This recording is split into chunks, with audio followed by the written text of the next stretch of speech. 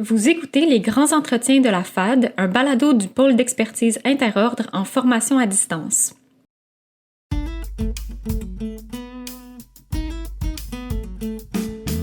Les grands entretiens de la FAD rassemblent des personnes praticiennes et chercheuses qui s'intéressent à la formation à distance en enseignement supérieur. Dans cet épisode, nous nous intéressons au leadership pédago-numérique en formation à distance dans les milieux d'enseignement supérieur. Je m'appelle Charlotte Lemieux, je suis chargée de projet du volet Veille, Recherche et Diffusion au pôle d'expertise interordre en formation à distance. Pour discuter de leadership pédago-numérique en FAD, nous recevons aujourd'hui Madame France Gravel, professeure-chercheuse titulaire au département d'éducation et de pédagogie de l'Université du Québec à Montréal. France est experte en gestion de l'éducation et gouvernance. Elle s'intéresse au leadership pédago-numérique des directions de centres de pédagogie universitaire pour soutenir la transformation en formation à distance. Elle vient partager avec nous les meilleures pratiques pour favoriser l'innovation et le bien-être des personnes gestionnaires des centres de pédagogie universitaire dans un contexte de transformation en formation à distance. Alors bonjour France. Bonjour, ça va bien? Oui, ça va bien toi? Oui, ça va super bien. Oui. Alors, j'aimerais ça de commencer en te demandant de nous parler un petit peu de tes projets actuels en recherche ou avec les milieux d'enseignement supérieur.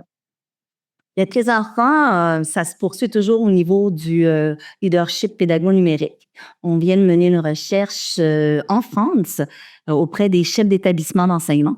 Donc, c'était pour identifier les stratégies de gestion qui favorisent l'implantation du numérique ou encore dans le temps, ça va perdurer, parce qu'on le sait que depuis la pandémie, il y a malheureusement des établissements d'enseignement qui sont revenus un peu en arrière. Donc, les résultats devraient être publiés d'ici peu. OK. Donc, c'est un peu l'intérêt ou les objectifs de la recherche sont un petit peu, peut-être, rejoignent un peu ceux de la recherche précédente sur laquelle tu avais travaillé, mais qui était plus à l'international. Là, vous vous êtes concentré sur la France. Oui, effectivement. Là, au niveau de la France, c'est vraiment de niveau, si on regarde au niveau lycée, donc primaire, secondaire, tandis que ce qu'on va parler aujourd'hui, c'est vraiment au niveau des centres de pédagogie universitaire, donc au niveau de l'enseignement supérieur. Est-ce que tu veux nous parler de façon générale du projet dont il est question aujourd'hui, donc le projet à l'international sur le leadership pédago-numérique? Oui, bien sûr. Donc, dans le fond, ce qui est intéressant, c'est qu'on a interrogé 7 pays, c'est-à-dire le Congo, Côte d'Ivoire, Canada, la France, Belgique, Guinée, Maroc. On est allé identifier des stratégies de gestion utilisées par les gestionnaires de centres de pédagogie universitaire pour favoriser l'implantation du numérique et aussi contribuer à la transformation des pratiques pédagogiques des professeurs et des chargés de cours. Donc, il y a eu 17 gestionnaires qui ont répondu positivement, qui ont voulu partager leurs connaissances et leurs compétences. Donc, il y en avait qui comptaient 5 mois d'expérience jusqu'à 21 ans. Et on a fait le tout sous comment on pourrait dire, on a priorisé les entrevues semi-dirigées. Oui. Donc, pour s'assurer que les gens puissent s'exprimer plus librement. Alors, on était très, très, très heureux de voir que les gens ont participé, surtout qu'on sait que les gestionnaires des centres de pédagogie universitaire peuvent être très occupés. Mm-hmm, mm-hmm. Mais est-ce que, pour poser les bases, peut-être, est-ce que tu peux définir plus précisément qu'est-ce que c'est le leadership pédago-numérique? Dans le fond, le leadership pédago-numérique se base sur le leadership transformationnel, c'est-à-dire que le leadership transformationnel pour la formation à distance en enseignement supérieur, ça implique qu'une direction se doit d'être inspirante, d'être visionnaire, d'encourager l'innovation et de motiver le personnel pour favoriser la transformation des enseignements en formation à distance dans l'institution. Plus précisément, le cadre théorique se base sur l'influence de la vision commune, c'est-à-dire l'utilisation du mentorat, le partenariat, formation, agent multiplicateur, l'inspiration, motivation, engagement. Donc, être à l'écoute des besoins, fournir un accompagnement personnalisé, proposer des projets concrets et favoriser la collaboration. La stimulation intellectuelle. Donc, c'est important pour le gestionnaire de soutenir et d'accompagner le personnel. Ça, c'est vraiment, vraiment important. Au niveau de la considération individualisée, donc, tout ce qui est la communication, c'est pas juste de proposer des solutions, mais d'écouter quels sont les besoins des membres du personnel. Donc, tout ça réuni devrait, en principe, valoriser de façon positive l'implantation du numérique dans les établissements d'enseignement. Je lisais aussi dans tes travaux, tu incluais dans le leadership pédago-numérique les principes de leadership flexible qui prennent en compte la motivation intrinsèque et le développement positif des équipes. Est-ce que tu peux préciser ces principes-là en lien avec le leadership pédago-numérique ou transformationnel? Là? Je ne sais pas si, en fait, probablement que c'est directement, c'est lié au leadership transformationnel et pas forcément spécifiquement le leadership pédago-numérique. Donc, c'est très simple.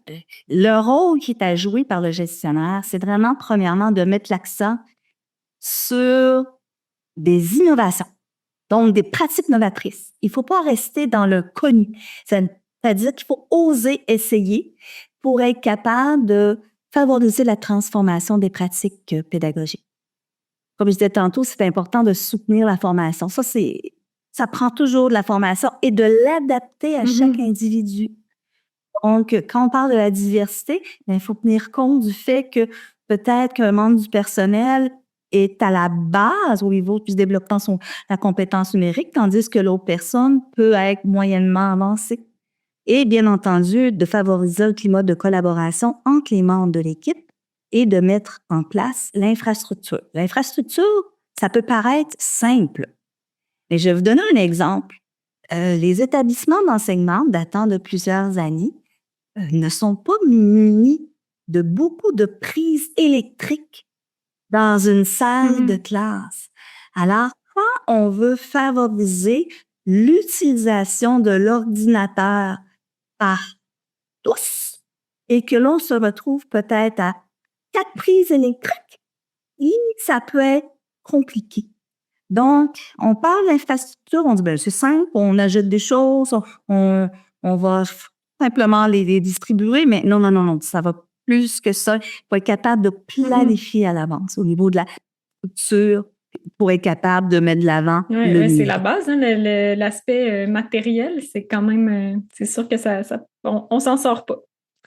C'est quoi les impacts positifs du leadership pédago-numérique sur les institutions académiques, selon toi? Qu'est-ce qui est ressorti de la recherche? Premièrement, l'amélioration des résultats scolaires. Parce qu'on rejoint plus de gens. Et aussi, on a des étudiants qui travaillent en même temps qu'ils étudient. Donc, de l'aspect de l'enseignement asynchrone. Donc, oui, synchrone en ligne, mais l'asynchrone. Également, l'augmentation de la performance de l'organisation scolaire en général. Je vais te donner un exemple. Nous, on a transformé nos programmes de formation. Moi, j'enseigne en gestion de l'éducation et nouvelle gouvernance. Donc, j'enseigne dans le cadre du diplôme d'études supérieures spécialisées en gestion de l'éducation et du micro-programme de deuxième cycle en gestion administrative de l'éducation. Depuis qu'on a transformé nos programmes en ligne, on a augmenté de 23 % le nombre d'inscriptions. Parce qu'on peut en avoir de partout à travers le Québec, mais également de partout à travers le monde. Autre chose aussi, meilleure transmission des connaissances, c'est plus rapide. Donc, ça peut être du tac au tac. Il y a des plateformes d'apprentissage comme Moodle, par exemple, où est-ce qu'on peut déposer l'information pour que ce soit accessible en tout temps au niveau des étudiants. Et plus grande capacité des membres à innover, tout en ayant une satisfaction du personnel enseignant. Les gens, au début, bien entendu, avaient peur. Ça fait partie des réalités. C'est l'inconnu. Donc, l'humain a peur de l'inconnu. Mais une fois que l'humain maîtrise les outils et est capable de s'en servir, bien entendu, la satisfaction est au rendez-vous. Quand tu dis les gens avaient peur, est-ce que tu parles plutôt des personnes enseignantes ou est-ce que les personnes gestionnaires dans les centres de pédagogie universitaire sont elles aussi un peu sur leur garde là, par rapport à l'intégration du numérique? qui a été difficile, c'est ça, c'était les professeurs qui avaient peur, les charges de cours. Donc, les gestionnaires voulaient favoriser la transformation, mais comme on sait au niveau de l'enseignement supérieur, au niveau universitaire, les professeurs n'ont pas de supérieur. Donc, ils ont une liberté académique. Alors, ça peut mettre un frein. Parce que si les professeurs ne veulent pas innover, il n'y a pas personne qui peut les obliger. Donc, ça peut devenir contraignant. Donc, les gestionnaires, oui, ils voulaient, mais certains gestionnaires, ça a pris plus de temps à innover à cause que les professeurs étaient réfractaires. Est-ce que tu dirais que dans le contexte de l'enseignement supérieur, est-ce que c'est plus difficile pour les personnes gestionnaires de mettre en pratique, disons, tous ces principes dont tu nous parlais au début là, du leadership pédago-numérique quand ils sont en face de personnes enseignantes qui sont peut-être un peu plus fermées? Est-ce que c'est plus difficile dans ce contexte-là que pour des gestionnaires qui travaillent avec des professeurs du primaire ou du secondaire? Ben, oui, je peux répondre à cette question-là parce que j'ai eu la chance d'occuper les deux fonctions. J'ai été directrice d'établissement d'enseignante au niveau primaire, secondaire, formation professionnelle, collégiale, universitaire, et j'ai été directrice du Centre de pédagogie universitaire de l'Université d'Ottawa. Donc, la différence est que les gestionnaires, tant au niveau primaire, secondaire, formation professionnelle, selon la loi sur l'instruction publique, les enseignants relèvent. Donc, il y a un lien hiérarchique avec les directions. Donc, les directions ont le pouvoir, lorsqu'il arrive un changement, de pouvoir obliger, même si les enseignants chialent, le changement. Mais au niveau universitaire, comme je disais tantôt, c'est ça, c'est que la liberté académique fait en sorte que les profs ne sont pas obligés. Donc, ça peut retarder l'innovation. Ça peut être plus difficile, effectivement. Par contre, quand on mobilise les membres du corps professoral et qu'on leur démontre que c'est une plus-value, ben, ça peut favoriser, ça peut aider au niveau de la transformation. Mais c'est comme si dans le milieu de l'enseignement supérieur, c'était encore plus nécessaire d'adopter une approche, comme tu l'as décrite, là, de leadership pédago-numérique, où on s'intéresse vraiment aux besoins des professeurs, où on essaie d'activer leur motivation intrinsèque, d'être plus à l'écoute, parce qu'on ne peut pas s'imposer, finalement. Donc, qu'est-ce que l'absence de leadership pédago-numérique peut occasionner comme défi supplémentaire ou comme risque pour les institutions académiques? Ça va retarder cette transformation-là. Et ce qu'il ne faut surtout pas oublier, et que j'ai beau répéter à certains collègues, c'est que maintenant, avec la formation à distance, les étudiants peuvent choisir l'université, peu importe où sur la planète. Donc, si on décide que non, on veut pas évoluer, qu'on veut pas transformer nos cours en ligne, bien c'est simple. Les étudiants vont aller s'inscrire ailleurs. Si les étudiants s'inscrivent ailleurs, mais il n'y aura pas de cours. Donc, les professeurs ne travailleront pas. Donc, c'est cette logique-là que certains collègues ne comprennent pas. Nos étudiants, je leur donne un exemple en éducation. On a une pénurie présentement au niveau d'enseignants. Donc, nos étudiants préfèrent être en salle de classe, à faire de la suppléance et à être rémunérés, suivre leurs cours en ligne de façon asynchrone, autre que pendant la journée, qu'être en salle de classe le jour, à l'université, et ne pas être rémunérés. Donc, ça, c'est vraiment important. Ne jamais oublier que les étudiants ont le pouvoir maintenant de décider où s'inscrire. Et étant donné qu'il y a beaucoup de compétitions au niveau universitaire, c'est vraiment important de transformer et d'adapter les programmes de formation aux besoins de nos étudiants qui, maintenant, préfèrent de beaucoup l'enseignement en ligne. Est-ce qu'il y en a des programmes de formation en éducation qui sont entièrement en ligne au Québec? Il y en a. Et les ministres de l'éducation, Oui. de l'éducation et de l'enseignement supérieur ont demandé aussi de revoir nos programmes de formation pour répondre Mhm. aux besoins actuels des étudiants. Sais-tu, là, je sors un petit peu de notre sujet, là, mais est-ce que tu sais si la formation hybride est plus populaire dans ce contexte-là où on a quand même peut-être un besoin de dialoguer, de mettre en pratique en personne avec des collègues ou. Présentement, ce qui ressort, j'ai pas de statistiques, j'ai pas fait de recherche là-dessus, mais au niveau du baccalauréat, donc les jeunes qui sortent des études collégiales, qui arrivent au niveau universitaire, ont souvent un besoin au niveau euh, humain de voir les gens. Donc, le format hybride les rejoint plus.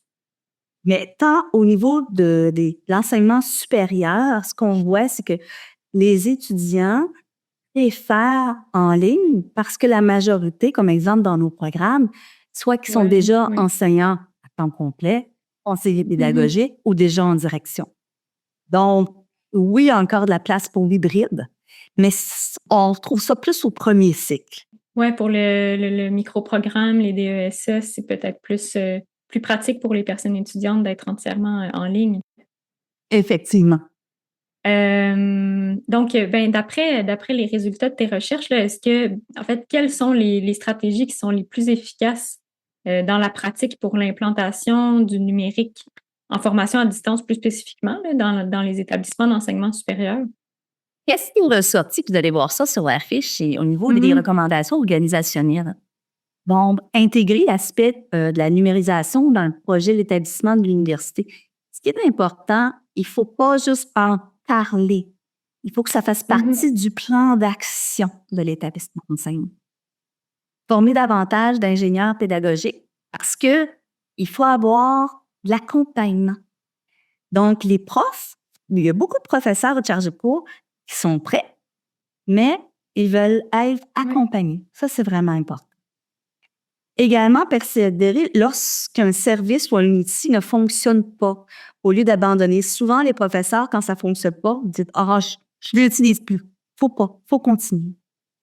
Autre chose, s'appuyer sur des résultats de recherche. Il ne faut pas juste essayer de penser qu'on connaît tout. Il faut être capable d'avoir des résultats aussi pour faire la démonstration au niveau des professeurs et des chargés de cours. Au niveau professionnel, ce qui est ressorti, c'est de profiter de la vague en intelligence artificielle pour travailler sur les mécanismes de désinformation. Donc, l'intelligence artificielle, je n'ai pas encore cherché là-dessus. Je l'utilise, j'y crois. Et ça fait partie de mes recherches à venir au niveau des stratégies pour l'implanter dans les sections d'enseignement, mais je ne suis pas encore rendue là. Mais il ne faut pas faire fi. C'est un petit peu comme la calculatrice. Quand la calculatrice est arrivée, tout le monde, non, non, non, on n'utilise pas. Antidote, non, non, non, non. Ça fait partie de la réalité de la société d'aujourd'hui. Il faut être capable de l'intégrer dans son enseignement. Autre chose, impliquer le corps professoral dans la transformation. Il faut vraiment motiver l'équipe, mais également s'assurer que les gens prennent partie. On travaille ensemble à la transformation. Favoriser les partages d'expériences entre établissements ou facultés. Plus que ça, ce qui est ressorti de la recherche entre universités. Être capable, des fois, de partager des ressources entre universités. Ça, c'est vraiment important, les communautés de pratique. Là, les résultats dont tu nous parles, ça vient des entrevues que tu avais faites avec les gestionnaires. Est-ce que c'est des intentions ou c'est vraiment c'est mis en pratique, ça, la collaboration interuniversitaire? C'est quelque chose qu'on voit peu? On voit peu, mais la pandémie a favorisé le tout. Donc, c'est encore peu. On va s'entendre parce que la pandémie n'est plus là, mais il y a eu beaucoup de communautés de pratique qui se sont mises en place pour des échanges, pour partager, par exemple, les bons coups, pour les défis. Donc, il y a des choses qui se sont mises en place. Et aussi, au lieu de recommencer individuellement le travail, pourquoi qu'on ne se partagerait pas des outils?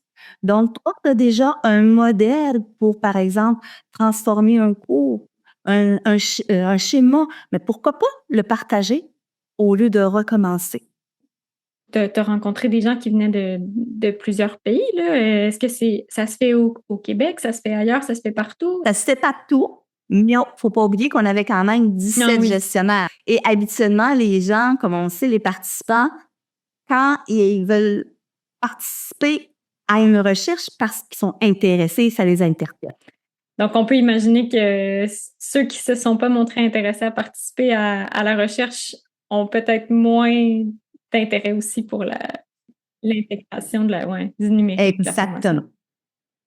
Donc, ce qui est vraiment important, c'est il faut encourager, il faut y croire en tant que gestionnaire à l'innovation. Il faut être patient. C'est-à-dire que, oui, nous, peut-être, c'est très clair dans notre tête où est-ce qu'on s'en va, mais il faut comprendre qu'on a une équipe. Donc, il faut être capable de se mettre au même niveau que les membres de l'équipe. Ça, c'est extrêmement important. Et bien entendu, il faut innover, puis pas avoir peur de l'erreur. On en fait tous des erreurs quand on fait de la transformation, d'innovation. Donc, il faut que ce soit intégré au processus de transformation. Comment dans la pratique, là, concrètement, est-ce que les gestionnaires que tu as rencontrés faisaient ça de apprendre de leurs erreurs ou intégrer les erreurs dans le processus, là? C'est pas parce que tu es gestionnaire que tu as ta science infuse et que tu connais tout. Donc, c'est vraiment d'aligner et de recommencer. Et aussi de ne pas avoir peur en tant que gestionnaire aussi d'être accompagné. Donc, moi, je suis gestionnaire. Ça ne veut pas dire que je maîtrise ma compétence numérique à 100 %. Peut-être que je vais avoir besoin, moi aussi, de formation ou d'accompagnement par les conseillers pédagogiques et les technopédagogues. Pour ce qui est de l'accompagnement, là, t'en as parlé un petit peu plus tôt aussi. Je lisais dans tes travaux qu'il était question de mentorat aussi. Est-ce que ça, c'est une pratique que les gestionnaires mettent en place? C'est entre les professeurs ou c'est entre gestionnaires? Donc, il y a les deux. Il y a du mentorat au niveau des gestionnaires. Donc, des gestionnaires qui ont moins d'expérience sont mentorés par des gestionnaires comptant plus d'expérience, mais aussi au niveau des professeurs. Mais encore là, par contre, les professeurs, il faut qu'ils soient d'accord. On ne peut pas les obliger à avoir un mentor ou à suivre de la formation. Donc, il faut que ça vienne de la personne même. Est-ce qu'il y en a qui le demandent? Oui. Puis ça fonctionne bien? Est-ce que c'est un type d'accompagnement qui fonctionne particulièrement bien ou qu'est-ce que ça peut apporter? Bien, ça fonctionne bien parce que la personne le veut. C'est là la différence. Oui. Donc, je ne suis pas convaincue si une obligation serait au rendez-vous que ça se séparait. Oui, non, sans doute. Donc, tu me disais tout à l'heure, ben, on a parlé un petit peu des défis auxquels peuvent être confrontés les gestionnaires, surtout dans le contexte de l'enseignement supérieur, là, dans la transformation numérique en formation à distance. Est-ce qu'il y a des défis au niveau matériel, par exemple? Tu en as parlé tantôt des infrastructures. Donc, est-ce qu'il y a des contraintes là, au niveau budgétaire, par exemple, ou qui limitent l'implantation du numérique? Avant la pandémie, les gestionnaires de centres de pédagogie de la SAS se faisaient souvent dire on n'a pas d'argent pour embaucher d'autres conseillers pédagogiques. On n'a pas d'argent pour embaucher d'autres technopédagogues. Et là, tout d'un coup, oups, la pandémie est arrivée et il y a eu la multiplication, pas des paies, la multiplication des postes. Donc, tout d'un coup, il y a eu plusieurs embauches de conseillers pédagogiques et de technopédagogues parce que c'était un besoin d'avoir de l'accompagnement, de la formation. Donc, ça peut être, oui, problématique au niveau du budget, mais dépendant aussi quelles sont les priorités. Est-ce que tu as des exemples réels de ressources auxquelles les personnes qui nous écoutent, par exemple, si elles sont gestionnaires, auxquelles elles peuvent avoir accès pour les soutenir dans la transformation numérique, dans le développement de leurs compétences en leadership transformationnel, en leadership pédago numérique? Oui, Premièrement, je ne sais pas si vous êtes au courant, mais le réseau UQ a des modules de formation gratuits où est-ce que c'est de l'accompagnement, de la formation pour, ben, justement, le module 8 a été mis en ligne et là, on est en train de travailler sur le module 9, où est-ce que c'est de la formation pour aider les professeurs d'université à transformer leurs cours en ligne. OK. Puis ça, donc, c'est pour les professeurs et pas spécifiquement pour les gestionnaires, là. Pour les gestionnaires, j'ai développé une formation autoportante qui s'appelle Gestion et leadership pédago-numérique, qui s'adresse à peu importe le type de gestionnaire. C'est à la demande du ministère de l'Éducation. Présentement, c'est offert gratuitement à l'ensemble des directions gestionnaires du Québec, mais également, c'est rendu outre-mer. Donc, il y a beaucoup de gestionnaires dans d'autres pays qui sont inscrits à cette formation-là. OK. Puis ça, on trouve ça en ligne? Oui, en ligne. Gestion et leadership pédago-numérique. Formation autoportante. On mettra le lien dans la description. Super. Et l'autre chose aussi, c'est pas parce que je travaille pour l'Université du Québec à Montréal, mais je peux juste vous dire que le Carrefour technopédagogique a fait un travail incroyable. Il y a tellement de références gratuites qu'on peut accéder directement via le web. C'est vraiment incroyable. Alors, moi, j'invite les gens, vu que c'est gratuit, c'est offert à la population, de pouvoir consulter le tout. Fait que c'est pas seulement pour les membres du personnel de l'UQAM, par exemple, ou c'est vraiment accessible à tous, là. Oui, disons que c'est offert aux membres. Oui. Ça a été conçu pour le personnel de l'UQAM. Par contre, c'est offert gratuitement sur le web, donc n'importe qui peut accéder. J'imagine que même s'il y a peut-être des sections qui sont un peu plus spécifiques à l'UQAM, c'est transférable dans d'autres contextes. Oui. Je vais y aller avec une question du public. Donc, on a reçu une question de la part de Maxime Pelcha sur Facebook qui te demande, à l'ère de l'intelligence artificielle, comment assurer une cohérence dans les actions entre les différents acteurs dans une même institution, alors que les possibilités avec le numérique évoluent très rapidement? Grosse question. Donc, comme je disais tantôt, je ne me suis pas encore penchée sur une recherche en lien avec les gestionnaires et l'implantation du numérique. Par contre, les recherches que j'ai menées pour le ministère de l'Éducation, 2020 et 2021, il y a beaucoup de stratégies. Et peu importe l'outil numérique utilisé, selon moi, les stratégies peuvent être utilisées. Donc, là, on parle de l'intelligence artificielle, mais c'est un nouvel outil qu'on va avoir à utiliser en tant que gestionnaire ou en tant que membre, comme enseignant ou professeur ou chargé de cours. Donc, la cohérence va être, selon moi, de mettre de l'avant un plan d'action avec des objectifs précis et aussi avec des stratégies et, bien entendu, assurer du suivi. Donc, on ne met pas de l'avant un plan d'action et que là, bon, monsieur et madame, tout le monde font ce qu'ils veulent. Donc, il faut être capable d'assurer en tant que gestionnaire du suivi pour qu'il y ait, comme Maxime disait, de la cohérence entre l'utilisation. Parce que ce soit un élève primaire, secondaire, formation professionnelle, éducation des adultes, ou encore un étudiant au niveau collégial ou universitaire, si par exemple, je ne sais pas, je suis en 3e année et wow, l'enseignant utilise beaucoup l'intelligence artificielle et là, j'arrive en 4e année et oh, pas du tout. Ça va être difficile parce que l'élève va s'attendre à. Donc, il faut être cohérent. Je vais vous donner un exemple concret par rapport à la cohérence avant la pandémie.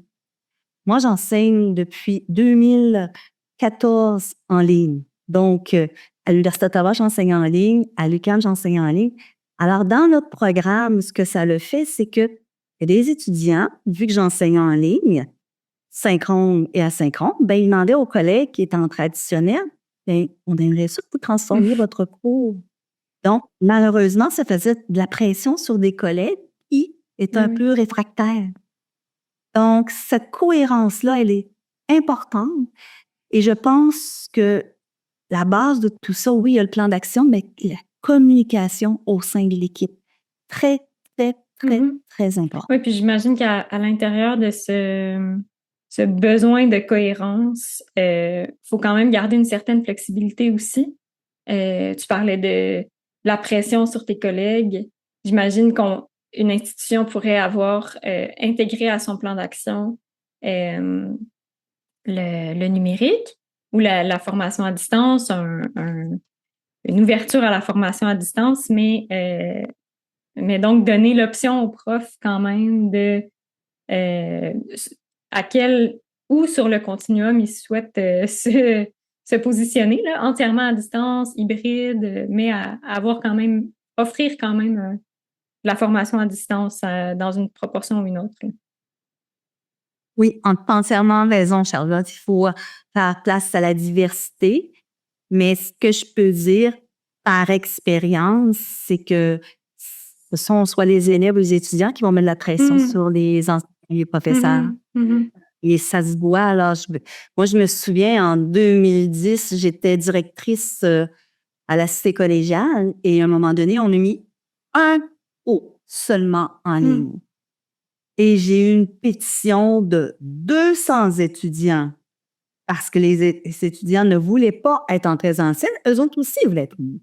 Donc là, c'est ce qui arrive aussi, c'est que la pression, ça vient pas des gestionnaires envers, ça vient des élèves et des étudiants. C'est eux. C'est eux qui ont leurs besoins différents. Ça, c'était en quelle année, tu dis? 2010. En 2010, OK. Ah, ça m'étonne. J'imagine que c'est différent parce que là, ça s'est comme étendu à tout le monde, puis peut-être que tout le monde n'était pas prêt à ça, mais je sais que pendant la pandémie, il y a quand même beaucoup d'étudiants là, qui avaient hâte de retourner en classe en personne, puis d'autres qui vivaient cette transition-là à la formation en ligne avec bonheur, mais, mais pas tous. Je vais te donner un autre exemple. Quand j'ai quitté justement en 2010, j'étais directrice au primaire et là, j'ai obtenu mon poste de directrice au niveau collégial. Mon cadeau de départ a été les 2 classes de 6e année, aucun papier, juste des iPads. Toute l'équipe enseignante, bien, j'en avais quand même 50 enseignants, avaient chacun leur laptop. OK. Et chaque classe était munie d'un projecteur. Donc, par exemple, si on parle du musée du Louvre, au lieu de juste en parler, d'écrire au tableau, mais ils pouvaient aller projeter la petite capsule vidéo pour que les élèves puissent voir à quoi ressemblait le musée du Louvre. Ça, c'est... ouais, il n'y avait pas de formation à distance, j'imagine, là, à ces niveaux-là. Non, mais le numérique était présent. OK. Et ce que ça le fait, comme par exemple les 2 classes de 6e année, bien, n'ont pu correspondre grâce au numérique avec d'autres élèves de d'autres établissements d'enseignement de d'autres pays. OK. Avec sur leur tablette ou avec... Oui. OK. Alors, je finis avec ma dernière question. Donc, j'aimerais ça savoir, selon toi, là, c'est quoi les enjeux prioritaires pour la recherche à venir concernant le leadership transformationnel en formation à distance? Bien entendu, comme je disais, je m'y intéresse. Je ne suis pas rendue là, mais là, on est rendu dans l'ère de l'intelligence artificielle. Oui. Ça va faire partie intégrante des établissements d'enseignement, tant au niveau primaire, secondaire, collégial, universitaire. Il faut s'y intéresser du point de vue gestionnaire, pas juste du point de vue de l'enseignant, mais du point de vue gestionnaire, parce que ce sont les gestionnaires qui vont avoir la responsabilité de planifier, de motiver, d'influencer. Donc, ça va être vraiment important. Donc, pour moi, tout l'aspect de gestion en lien, donc la gestion de l'implantation de l'intelligence artificielle, ben moi, je m'intéresse à ça. Mais l'intelligence artificielle, on voit déjà des universités qui ont qui se constituent des balises là, pour encadrer l'utilisation de l'intelligence artificielle. Est-ce que là-dessus, tu penses que ce serait bénéfique aussi qu'il y ait une collaboration interuniversitaire, que les universités partagent entre elles un peu leurs réflexions? Parce qu'après, on peut se retrouver, je ne sais pas, j'ai pas vu exactement là, les documents de chacune des universités là, qui ont été produits par rapport à ça, mais on pourrait se retrouver aussi avec vraiment une grande diversité de balises selon l'université? Moi, c'est certain que je suis une personne de collaboration, de partenariat. Mm. Alors, au lieu de individuellement de reproduire le même travail, ce serait bien qu'il y ait quelque chose en commun. Surtout qu'il faut penser qu'on a des étudiants qui vont changer d'université. Mm-hmm. Donc, les balises, ça serait intéressant que ce ne soit pas les mêmes. Mm-hmm. Merci, France. Merci de votre confiance. Cher auditoire, nous espérons que notre discussion d'aujourd'hui vous aura apporté un nouvel éclairage sur le leadership pédago-numérique. Nous vous invitons à apporter cette réflexion dans vos propres pratiques. Je vous remercie d'avoir été à l'écoute et je vous donne rendez-vous pour le prochain épisode où nous continuerons de discuter des facettes du monde de la formation à distance en enseignement supérieur. À bientôt!